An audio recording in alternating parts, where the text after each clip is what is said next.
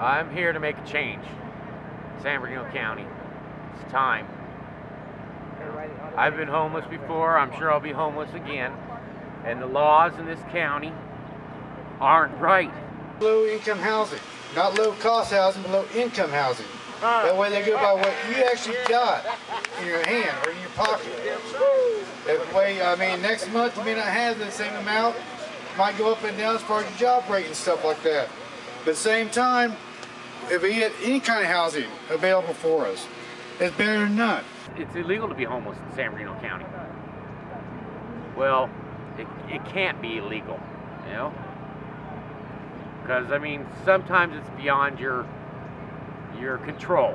I'm from Lake Arrowhead, California, and my home had asbestos, so I had to move because it was hazardous to me and my children's health. I'm currently not receiving enough income to provide housing for me and my children.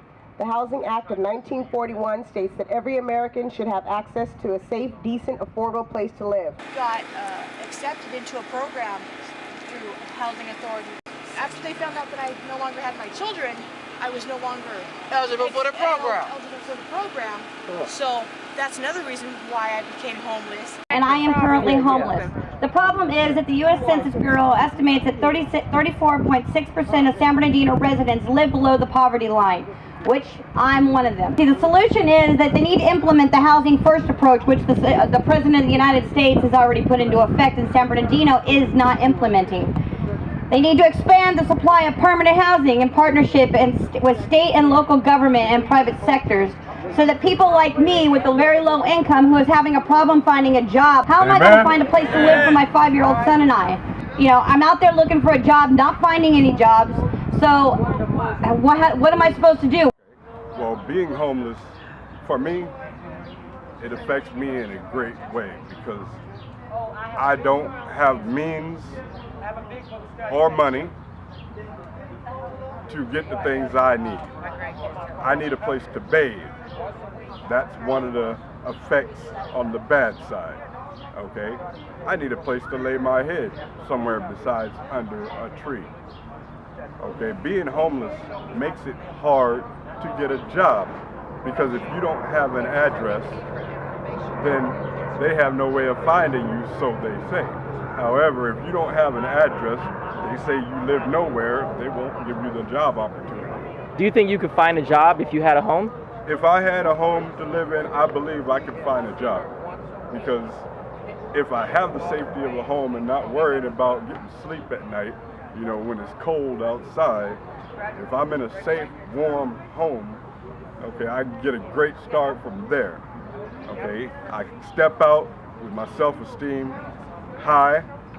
Okay, I step out with my enthusiastic attitude and my approach toward finding work. It says everybody is worthy of speaking. You agree? Yes. All right. There are no stupid questions. Correct. You agree? Agreed.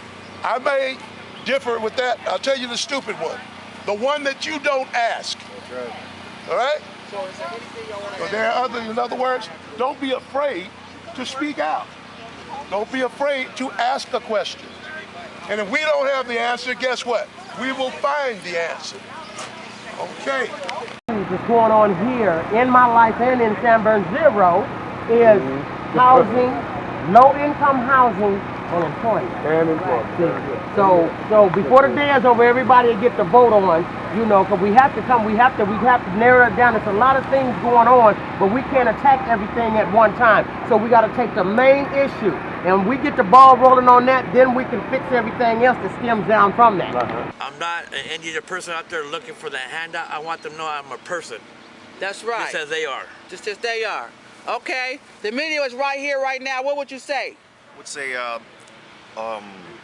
try to create more jobs, how to go through that, because I really want to work, but the way the economy is, it's very hard. That's right. And you really want housing. And housing also, definitely. Exactly. I would just caution civic leaders about making judgments about people because of their situation. I also would caution people in bad situations, that change begins in your heart and with personal responsibility, and then moves on and spreads throughout community. And so I do like the name of this organization. It is Time for Change, and but it's got to begin at the individual level, and this is the first step in that direction.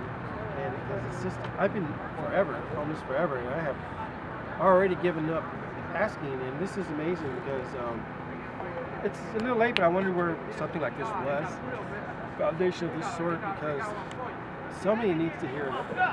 You need to be able to speak in some kind of unity toward the problem and try to resolve it. They condition us to think like they think. You said there should be none. As soon as you come out, you should have access automatically. And he means, hopefully, access means being able to get, not getting. Able to get access, like wheelchair ramp, access to get in that building. Access to housing means it's out there for you to get. So as soon as you're released, you should have access to get this affordable, low-income housing. Right. So that's the... We do need housing. We need that peace of mind. So we can build ourselves up physically. Mentally, have that peace of mind. I mean, we've proven ourselves. So it's like, but no, they want to go 7, 10, 15 years. And it's like, why does it take 15 years to show you that I need a job? The solution is don't let my past be a deterrent to be my future. Don't let it be. Don't let it be. Don't let my past, don't let my criminal record, don't let my past dictate your future. Yeah, don't let it. Why? I'm 50 years old. Okay. I understand that they want the younger race or the younger people to work for them and stuff, but I can work too. I'm not disabled. I got a good back. I got good legs. I can work. Okay. Hire me too. I can work. I don't care what it is. You can, anything, I'll take a job. The solution for the housing for the homeless and the men is renovate those hotels, revise those the restrictions on the criminal background. And why I gotta wait for 5 years to get on Section 8? By the time in 5 years, I might not even be on my feet.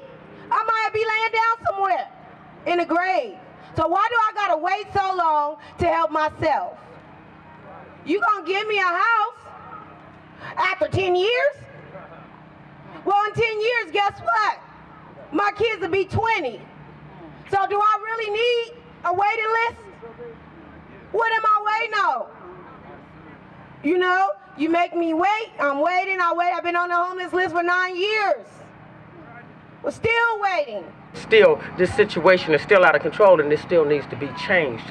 And whether it's 10 of us or 1,000 of us, we just stand strong, stand tall, stand together.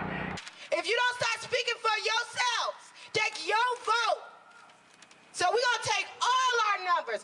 Every one of us is going to vote, and every one of us is going to say something, and every one of us going to get some stuff done.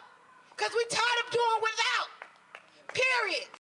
You know, the homeless are standing up, and they're saying we're not going to stay out in this park no more. We're not going to keep getting SSI and be homeless. We're going to keep having 2 or 3 jobs and be homeless. We're going to make sure Secretary HUD understands that we are people too, and we are not invisible, and our hard-earned dollars, every dollar we earn, there's a tax taken out of it. And that tax dollar is supposed to mean that I have a government that works for the people. Well, guess what? We are the people. It takes more than, what we're going through. If we get together and work together, we can kick homeless to the curb.